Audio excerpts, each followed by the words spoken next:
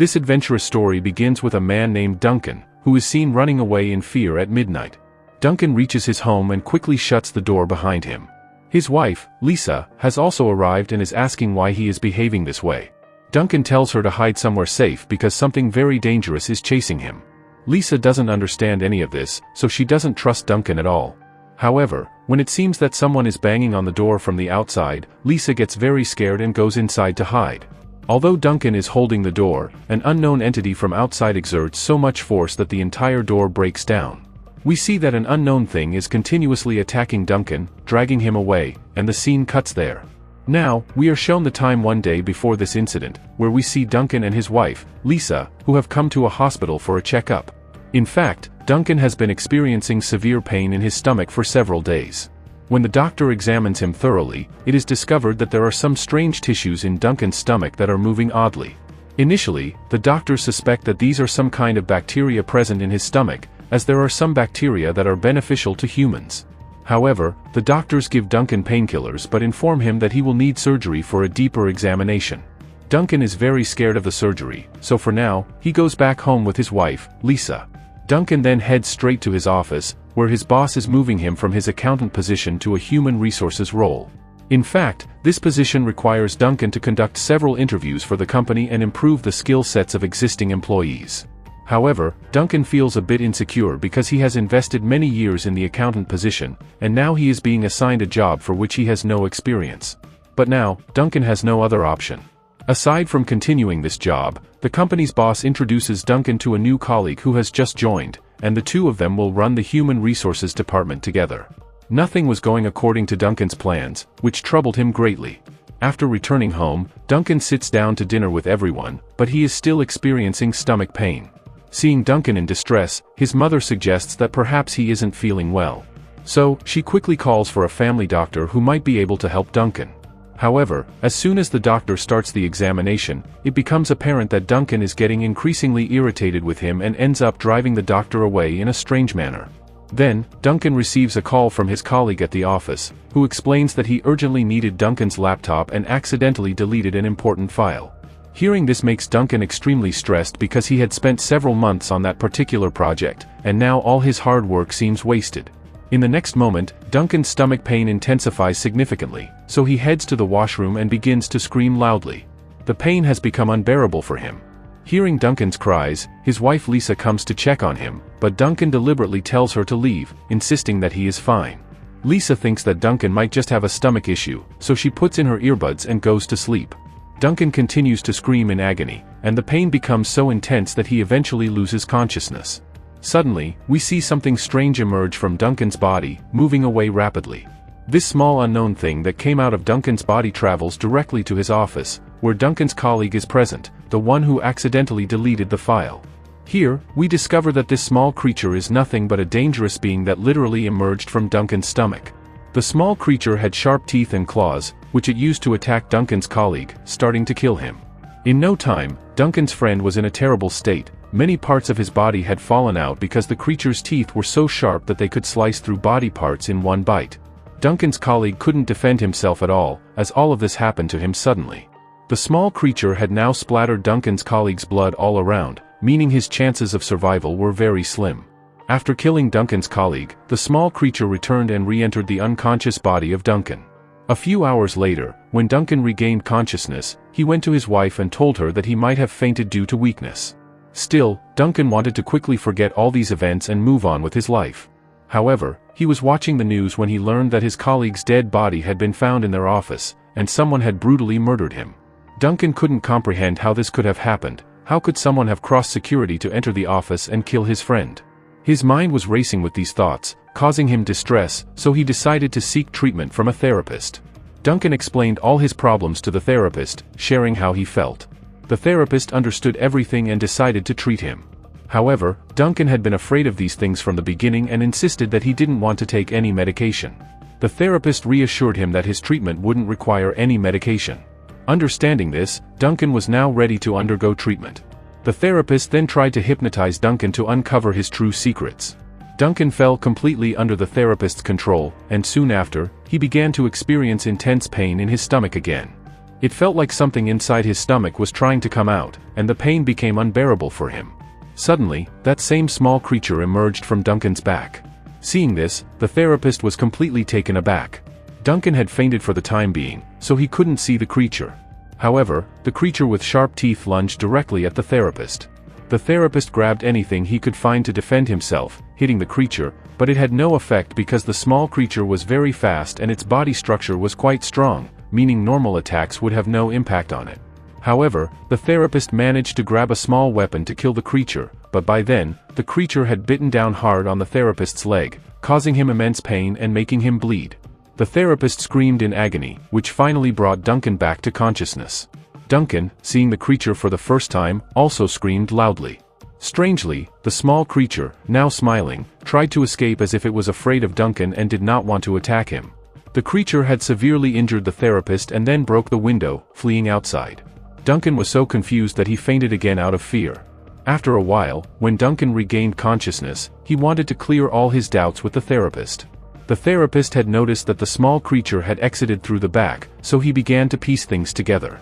He pulled out a large book and, while reading it, explained to Duncan that sometimes a dangerous creature resides inside a human, and it only comes out when another person injures or stresses that human. After that, the second person becomes the creature's enemy, and it emerges to kill that person, causing stress. This meant that the small creature had fully entered Duncan's body to protect him. The therapist advised Duncan that the creature would surely come back, but this time he should communicate with it in a way that would foster understanding between them. And perhaps you both could become good friends. If that small creature listens to Duncan, then it wouldn't harm others. Keeping this in mind, Duncan plans everything to catch the creature. Now, we see the same doctor who had treated Duncan some time ago. He is outside a nightclub talking to a girl. After a while, the girl becomes very drunk and leaves. Suddenly, seizing the opportunity, the small creature attacks the doctor, starting to bite into his body with its sharp teeth. The doctor is completely bewildered, not understanding what this thing attacking him is. The creature begins to tear apart each body part of the doctor. The truth is that this doctor had troubled Duncan quite a bit earlier, and the creature remembered all this. That's why it came to kill the doctor. The doctor could do nothing to save himself, and the small creature finished him off by tearing him apart. Things had escalated to a very high level. The creature showed no mercy to others and killed them.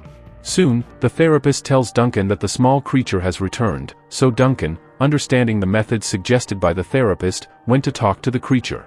In front of Duncan, for some reason, the creature becomes completely calm. Duncan speaks to it very nicely, as if it were a small child. He tells the creature that they can become good friends, but first, it needs to listen to him.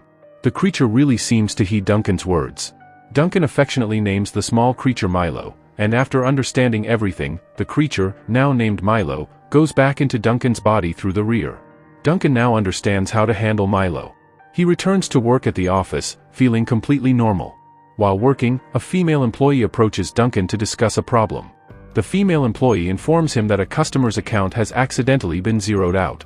And nobody knows who took out all the money from the account, so now it's Duncan's job to find a solution to this problem. However, Duncan is also confused, so he goes to his manager to discuss it. Duncan's manager simply says that if the account has been zeroed out, he needs to take some money from another customer's account and put it in this one without telling anyone. While this would solve the problem, Duncan knew that it was completely illegal, and he had never done anything illegal in his life. But now, his manager was insisting that he had no other option and should proceed with this plan and execute it. Duncan becomes very distressed. He then sees on TV that his family doctor has died. After investigation, it was discovered that the doctor was killed by a dangerous creature that looked somewhat like a raccoon. At that moment, Duncan realizes that it wasn't a raccoon but Milo who must have done this. Things had escalated to the point where Duncan directly went to the therapist because if this continued, Milo would keep killing everyone.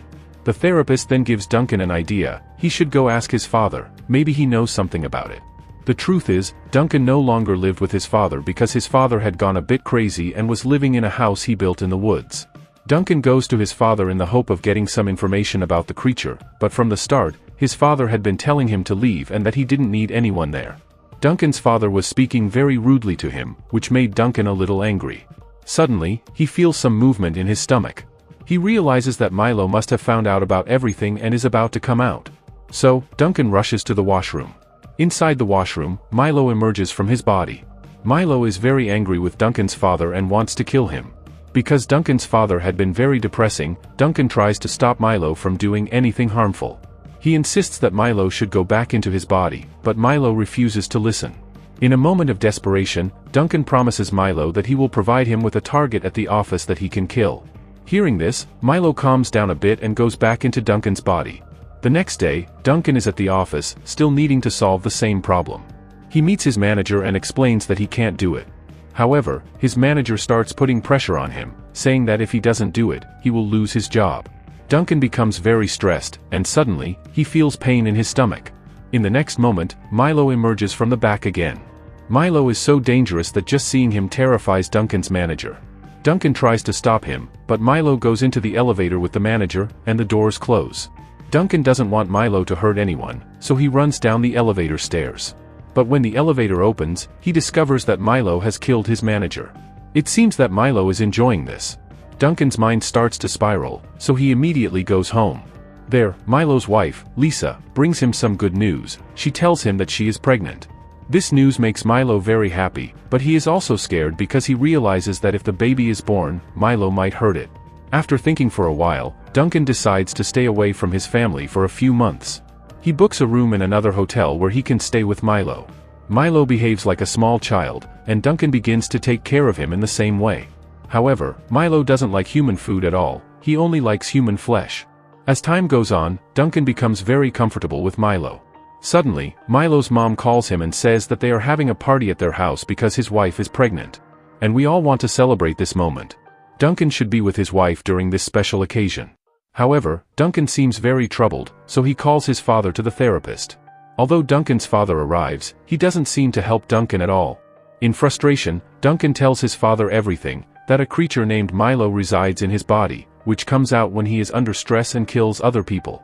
Duncan is desperate to get Milo out of his body, but when he shows himself, Duncan's father is not surprised at all. It seems that he already knew about it. Soon after, Duncan's father begins to feel pain in his stomach, and another creature emerges from him, which is much weaker.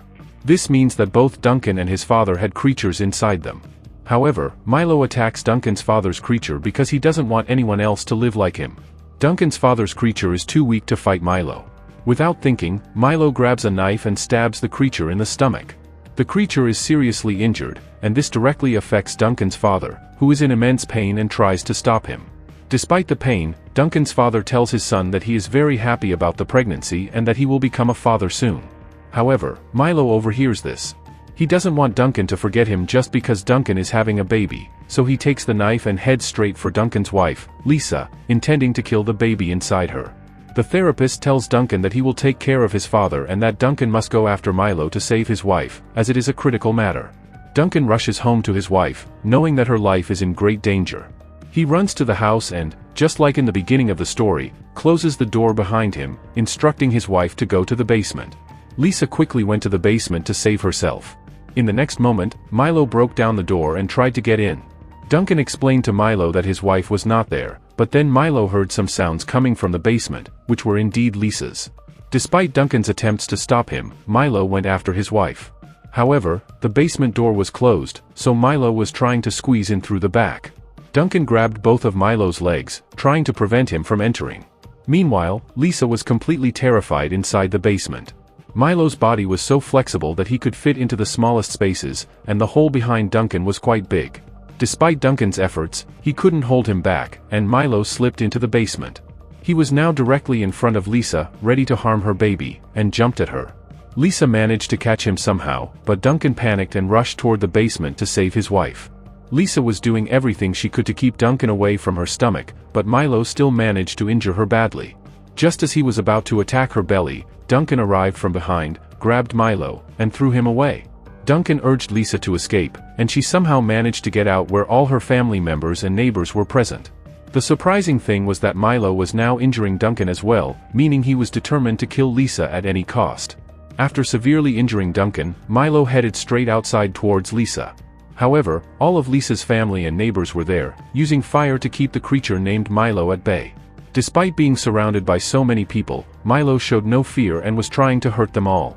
Then Duncan came in with a weapon and attacked Milo's hand, cutting it off because if he didn't, Milo would kill his wife and their unborn child.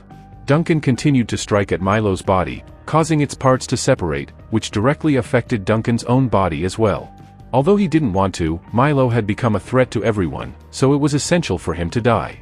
In the end, as Milo took his last breaths, Duncan held him in his arms, becoming very emotional. Before dying, Milo affectionately called Duncan Dad, after which he passed away. Duncan then hugged his wife Lisa, celebrating the fact that her life had been saved. The two of them started living their lives happily together.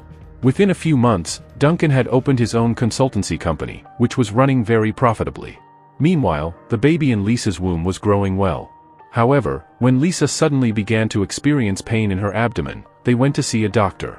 The shocking reality was revealed: there were cells in Lisa's abdomen similar to those that had been in Duncan's body, confirming that Lisa was also carrying a creature of the same type. It was clear that this would continue to increase in every coming generation. And with that, this story comes to an end.